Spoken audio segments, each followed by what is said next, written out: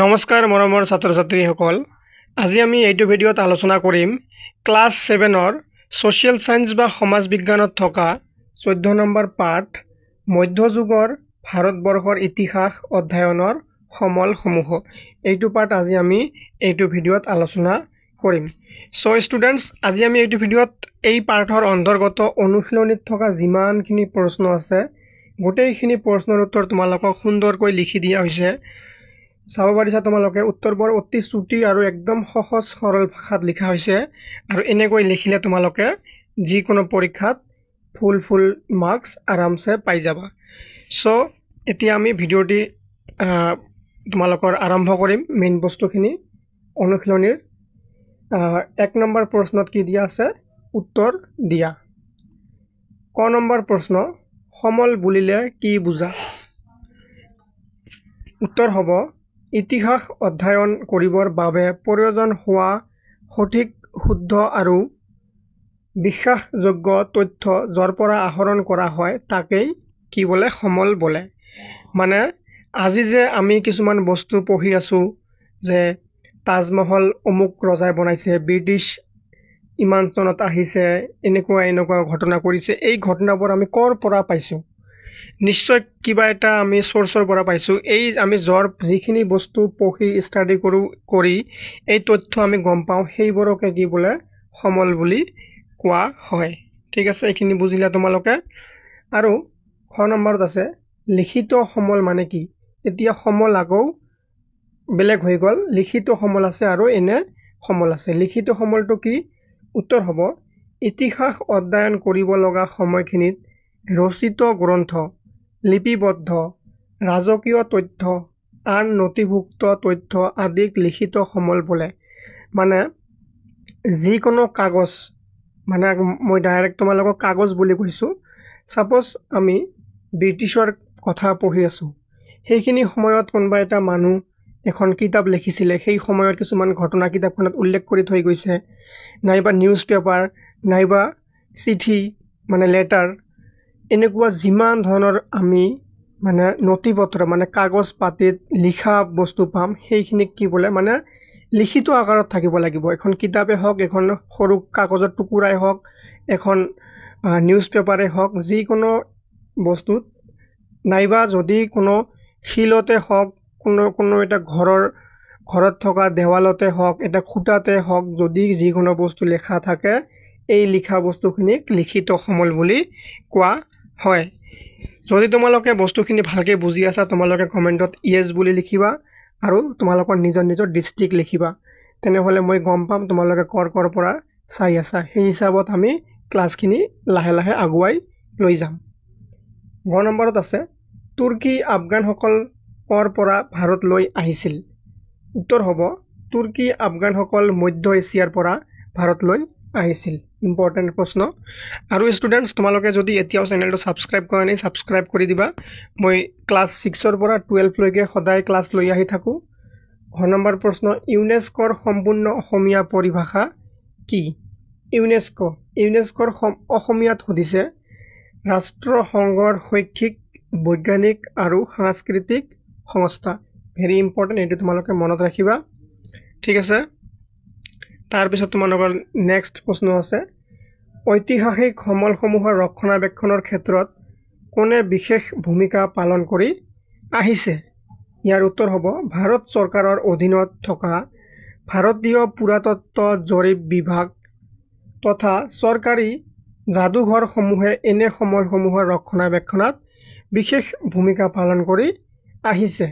ঐতিহাসিক সমল মানে আগতে হৈ যোৱা ঘটনাবোৰ আমি যিবিলাক বস্তুৰ পৰা জানিব পাৰি বা আমি নিজে পঢ়ি উলিয়াব পাৰি, আগৰ ঘটনাবোৰ আমালোকে মানে জানিব পাৰি, জ্ঞান আহৰণ কৰিব পাৰি, সেই সমলবোৰ কোনে ৰক্ষণাবেক্ষণ কৰি আছে? নহলেতো নষ্ট হৈ যাব দিনে দিনে।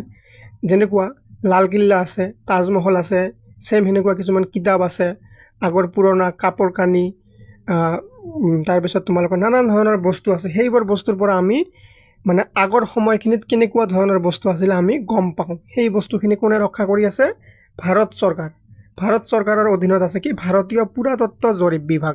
এই বিভাগটোৱে এই বস্তুখিনিক মানে ৰক্ষা কৰি আছে যাতে বেয়া হৈ নাযায়। চৰকাৰী যাদুঘৰসমূহে এনে সমলসমূহৰ ৰক্ষণাবেক্ষণত বিশেষ ভূমিকা পালন কৰি আহিছে আশা কৰিছোঁ তোমালোকে বুজিছা বুজা পালে তোমালোকে কমেন্ট কৰি নিশ্চয় তোমালোকৰ ডিস্ট্ৰিক্ট আৰু ইয়েস বুলি লিখিবা খালি ঠাই পূৰ কৰা 2 নম্বৰত আছে কি খালি ঠাই পূৰ কৰা ক নম্বৰ আছে আবুল ফজলে ডেশ ৰচনা কৰিছিল এতিয়া খালি ঠাইত কি হ'ব মই তোমালোকক সুন্দৰকৈ লিখি দিছি উত্তৰ হ'ব আবুল ফজলে আইনি আকবৰী ৰচনা কৰিছিল ভেৰি ইম্পৰ্টেন্ট হয় এই ক নম্বৰ প্ৰশ্নটো মই তোমালোকক যেবোৰ ইম্পৰ্টেন্ট বুলি কৈ আছো সেইবোৰ তোমালোকৰ কিতাপত দাগ দি লবা এই ক নম্বৰ প্ৰশ্নটো ইম্পৰ্টেন্ট হয় আইনি আকবৰী আবুল ফজলে কি ৰচনা কৰিছিল আইনি আকবৰী ৰচনা কৰিছিল ইবন বটুতা দেশৰ পৰিব্ৰাজক আছিল কি হ'ব ইয়াত কোন দেশৰ পৰিব্ৰাজক আছিল ভেৰি ইম্পৰ্টেন্ট খালি ঠাই কেইটা গোটেই কেইটা বহুত ইম্পৰ্টেন্ট হয় ইবন বটুতা মৰক্কো দেশৰ পৰিব্ৰাজক আছিল মৰক্কো দেশৰ পৰিব্ৰাজক কোন আছিল ইবন বটুতা ঠিক আছে তাৰ পিছত তোমালোকৰ নেক্সট প্ৰশ্ন আছে প্ৰাচীন বিজয়নগৰৰ স্মৃতি চিহ্ন বৰ্তমান দেশ চহৰত আছে এই আগৰ বিজয়নগৰৰ যি আমাৰ স্মৃতি আছে এটো কোন চহৰত আছে উত্তৰ হ'ব প্ৰাচীন বিজয়নগৰৰ স্মৃতি চিহ্ন বৰ্তমান হাম্পি চহৰত আছে কোন চহৰত হাম্পি মনত ৰাখিবা হাম্পি চহৰত আছে নেক্সট আছে তোমালোকৰ ৰংঘৰ এইটো সাগে তোমালোকে নিজে জানা ৰংঘৰ আমাৰ অসমৰে হয় আমাৰ গৌৰৱ আমাৰ এইবিলাকে আমাৰ মেইন বস্তু হয় আমাৰ অসমৰ সমল কি ৰংঘৰ কোন জিলাত আছে এটো নিশ্চয় তোমালোকে জানা মনত ৰাখিবা ইম্পৰ্টেন্ট হয় ৰংঘৰ শিৱসাগৰ জিলাত আছে ৰংঘৰ ক'ত আছে শিৱসাগৰ জিলাত আছে নেক্সট আছে তোমালোকৰ ৰূপী নামৰ মুদ্ৰা সুলতান ডেশ প্ৰচলন কৰিছিল এই ৰূপী নামৰ মুদ্ৰা কোন সুলতানে পৰিৱৰ্তন কৰিছিল উত্তৰ হ'ব ৰূপী নামৰ মুদ্ৰা সুলতান শেৰ শাহে প্ৰচলন কৰিছিল ইম্পৰ্টেন্ট হয় খালি ঠাই গোটেই কেইটা ইম্পৰ্টেন্ট হয় ভালকে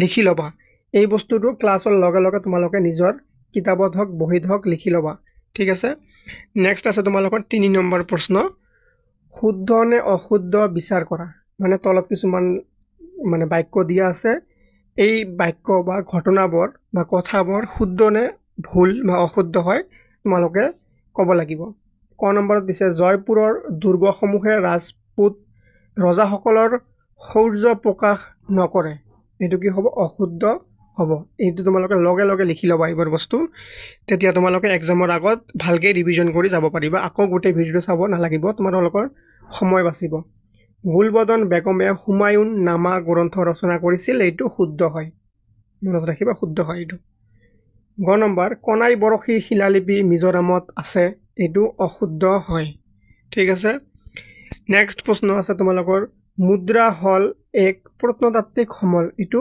অশুদ্ধ তাৰ পিছত কি আছে ৰায়গড় দুৰ্গ মাৰাঠা সকলৰ ঐতিহাসিক স্মৃতি চিহ্ন এইটো কি হ'ব অশুদ্ধ হ'ব ঠিক আছে এতিয়া আছে তোমালোকৰ 4 নম্বৰ এটা প্ৰশ্ন দিছে পাঠৰ আলমত তলৰ তালিকাখন পূৰ কৰা মানে পাঠটো পঢ়ি এই পাঠৰ তথ্য লৈ তলত এখন তালিকা আছে মই বাৰু খালি বক্স দিয়া নাই ডাইৰেক্ট তোমালোকক এনসাৰ লিখি দিছো এনেকৈ তোমালোকৰ কিতাপত এই বস্তুখিনি খালি দিয়া আছে মই ইয়াত লিখি দিছো ঠিক আছে কি আছে তিনিজন বিদেশী পৰিব্ৰাজকৰ নাম কি হ'ব ইবন বটুতা আলবেৰোনি আৰু মাৰ্ক পল এইটো তোমালোকৰ কিতাপত খালি বক্স দিয়া আছে 4 নম্বৰত চাবা তাতে লিখি লবা তাৰ পিছত কি আছে মধ্য যুগত নিৰ্মিত তিনিটা স্মৃতি চিহ্ন এটা তাজমহল ফতেহপুৰ সিক্ৰী আৰু লাল কিল্লা লগালগ লিখি লবা এইবোৰ বস্তু তিনিজন দেশীয় লেখকৰ নাম জিয়াউদ্দিন বাৰানী